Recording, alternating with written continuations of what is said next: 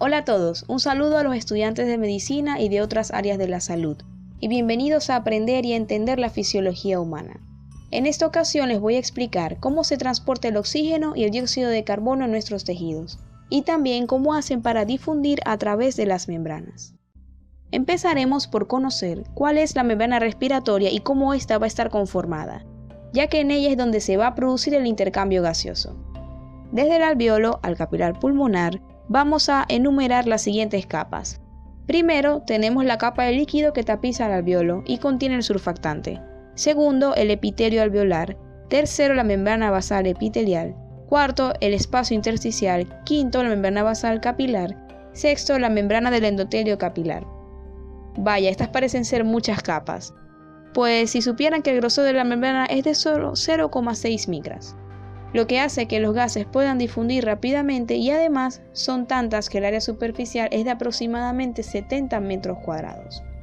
Imagina la pequeña cantidad de sangre que pasa por toda la superficie, aumentando aún más la rapidez con la cual difunden estos gases. Entonces eso hace que pensemos que hay ciertos factores que puedan facilitar o dificultar la difusión de los gases, y los vamos a estudiar de la siguiente manera. Primero, como mencionamos antes, está el grosor de la membrana. Este factor será inversamente proporcional a la difusión del gas. ¿Y qué significa esto? Esto significa que en los casos en los cuales aumente su grosor, como sucede en el edema de pulmón, en el cual aumenta la cantidad de líquido que hay en el espacio intersticial, va a hacer que disminuya la difusión. Y sucede lo contrario cuando el grosor de la membrana es el adecuado, pues eso facilitará la difusión. Ahora, como segundo factor, como ya lo mencionamos, está el área superficial de la membrana, y eso se refiere al número total de membranas respiratorias en los alveolos. Por ejemplo, en los casos del enfisema pulmonar, donde muchos alveolos confluyen y desaparecen, también lo hace el número de membranas, lo cual hace que puedan disminuir hasta 5 veces la difusión de los gases. Como tercer factor, el cual no hemos mencionado, está el coeficiente de difusión del gas, que a su vez va a estar determinado por dos más, que son la solubilidad del gas y el peso molecular del gas.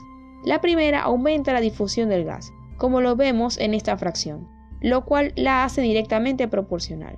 En cambio, la segunda es inversamente proporcional, lo que quiere decir que si el peso molecular del gas aumenta, la difusión disminuye y viceversa. Y por último factor tenemos la diferencia de presión del gas, en donde haremos especial énfasis, ya que de ahora en adelante explicaré cómo dependiendo de este factor es capaz de difundir un gas. Como principio tengamos presente que los gases se mueven mediante difusión debido a la diferencia de presión que existe entre un punto A y un punto B, y que cada gas difunde de manera distinta por los tejidos. En el caso del CO2, este difunde 20 veces más rápido que el oxígeno, y ya explicaré por qué sucede. Empecemos con el oxígeno. Él difunde desde los alveolos a la sangre de los capilares pulmonares, debido a que la presión de oxígeno en los alveolos es mucho mayor que la que hay en la sangre. Por lo tanto, él va desde donde hay mayor presión a donde hay menor presión. Luego de pasar a la sangre pulmonar, este va a los tejidos periféricos, donde ocurre lo opuesto. La presión de oxígeno es mayor en la sangre capilar, por lo tanto, el oxígeno difunde a las células. En el caso del CO2, este aumenta en los tejidos periféricos, producto del metabolismo celular, por lo cual hace que la PCO2 sea mayor y este difunda de los tejidos a la sangre de los capilares tisulares. Este CO2 es transportado a los capilares pulmonares y este difunde de la sangre a los alveolos, ya que la PCO2 de la sangre capilar pulmonar es mayor. Ok, entonces ya sabemos de manera general de dónde a dónde difunden los gases. Ahora analizaremos más detalladamente de cuánto es la presión que manejan los gases, lo cual hace que estos difundan. Entonces, ¿qué sucede en los pulmones? En los alveolos existe una presión de oxígeno de 104 milímetros de mercurio, mientras que en el extremo arterial del capilar pulmonar la presión de oxígeno es de 40 milímetros de mercurio. Eso hace que se produzca una difusión neta de oxígeno desde los alveolos a la sangre, igualándose de esta manera las presiones en el extremo venoso del capilar. Sin embargo, no toda la sangre proviene de los capilares pulmonares. Un 98% que llega a la aurícula izquierda procede de esta vía, pero un 2% proviene de la aorta, al pasar por la circulación bronquial, lo que hace que se denomine esto flujo de derivación. Esta sangre tiene una presión de oxígeno de 40 milímetros de mercurio, lo cual hace que al mezclarse con la sangre procedente de los capilares pulmonares, la presión de oxígeno disminuya a 95 milímetros de mercurio, la cual va a ser la misma presión que encontraremos en el extremo arterial de los capilares tisulares. Ahora veamos qué es lo que sucede en los tejidos periféricos. Aquí la presión de oxígeno a nivel intersticial en los tejidos es de 40 milímetros de mercurio y la presión de oxígeno en el extremo arterial es de 95 milímetros de mercurio. Por lo tanto, debido al mismo principio, el oxígeno difunde del capilar a las células, igualándose en el extremo venoso del capilar. En el caso del CO2 es algo diferente, y este sigue la ruta opuesta al oxígeno. Como mencionamos anteriormente, el CO2 difunde 20 veces más rápido que el oxígeno, lo cual es una ventaja, ya que hace que las diferencias de presión que él necesita para difundir sean mucho menores.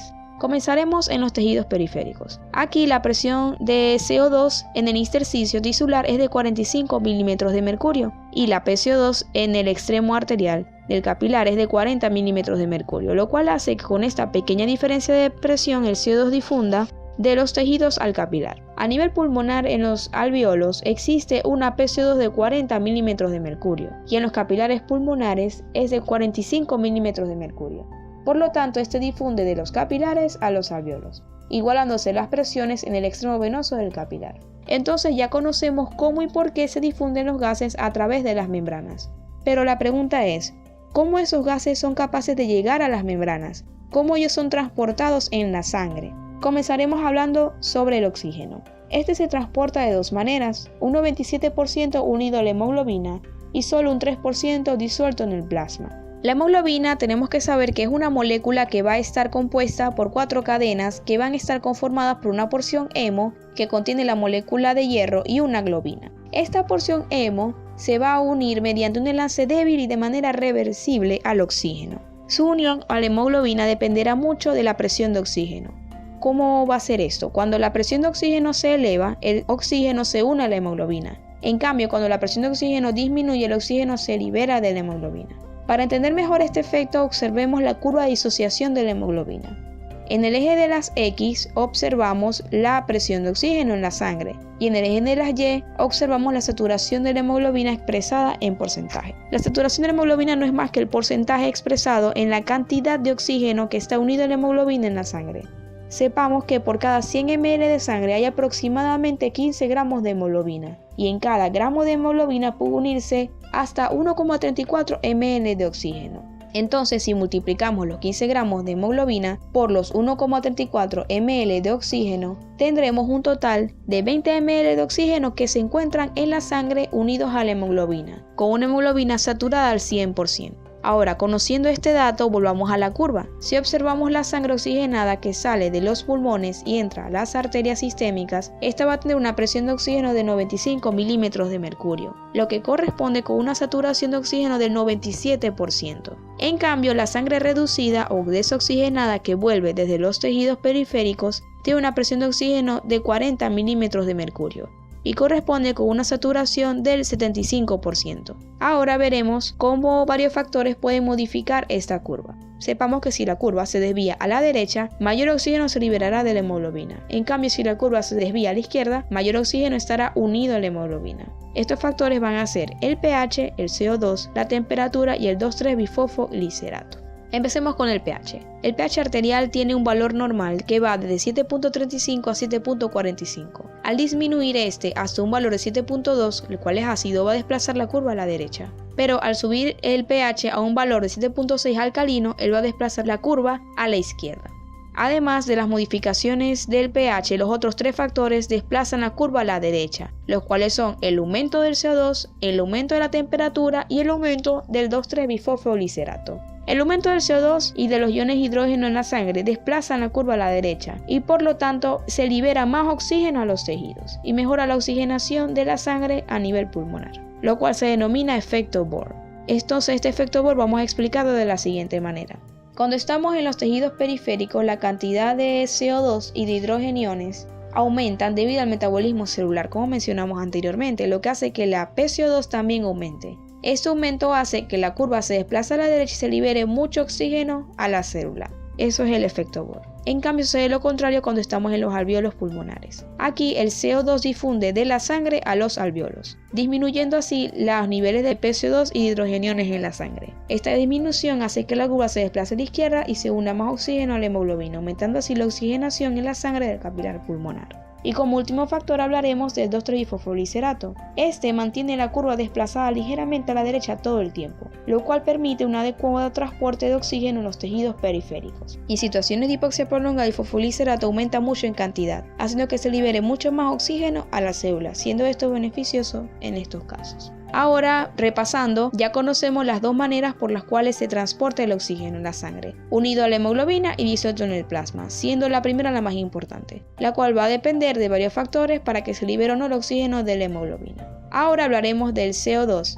Y este se transporta de diferentes maneras en la sangre y depende mucho del equilibrio ácido-base. Se va a transportar de tres maneras: un 70% en forma de bicarbonato, un 23% unido a la hemoglobina y un 7% disuelto en el plasma. La forma principal en la cual se transporta es en forma de bicarbonato y se produce por el proceso que voy a explicar a continuación. El CO2 se combina con el agua en la sangre y forman ácido carbónico por acción de una enzima que es la anidrasa carbónica. El ácido carbónico, una vez formado, como es un ácido débil, se disocia fácilmente en hidrogeniones y en bicarbonato. La mayor parte de esos hidrogeniones se combinan con la hemoglobina, sirviendo esta como un amortiguador, y la mayor parte del bicarbonato difunde al plasma, cambiándose por iones cloruro que entran al eritrocito. Como segunda manera, el CO2 también puede unirse a la hemoglobina, pero lo hace por su porción amino, formando carbaminohemoglobina. Esta unión es reversible, lo que hace que el CO2 se libere fácilmente de la hemoglobina. Y esto sucede a nivel pulmonar debido a que el PCO2 es menor que en la sangre del capilar pulmonar y se libera el CO2 finalmente a los alvéolos. Este desplazamiento del CO2 ocurre por un proceso denominado efecto Haldane y lo vamos a explicar de la siguiente manera. Como lo hace el efecto Bohr en los tejidos periféricos, el efecto Haldane ocurre en los alvéolos. Cuando el oxígeno que viene de los alvéolos se une a la hemoglobina, el CO2 se desplaza rápidamente a los alvéolos. ¿Pero por qué ocurre esto? Esto ocurre porque la hemoglobina, al unirse con el oxígeno, se vuelve un ácido más fuerte y tiende a liberar mucho CO2 a los alvéolos. La hemoglobina, por ser un ácido más fuerte, tiene menor afinidad por el CO2 y a su vez esta mayor acidez hace que se libere muchos hidrogeniones a la sangre y estos se unan con el bicarbonato y por acción de la anidrasa carbónica formen ácido carbónico de nuevo, el cual se vuelve a disociar en CO2 y agua.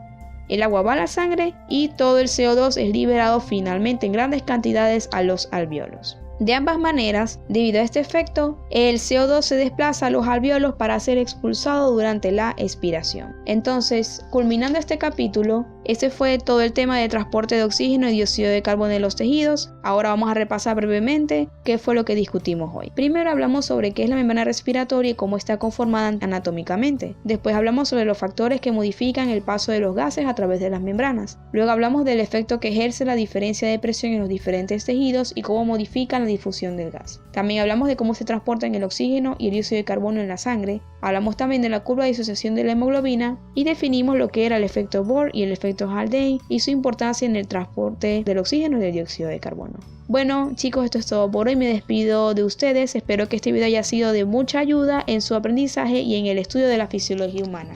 Éxitos a todos.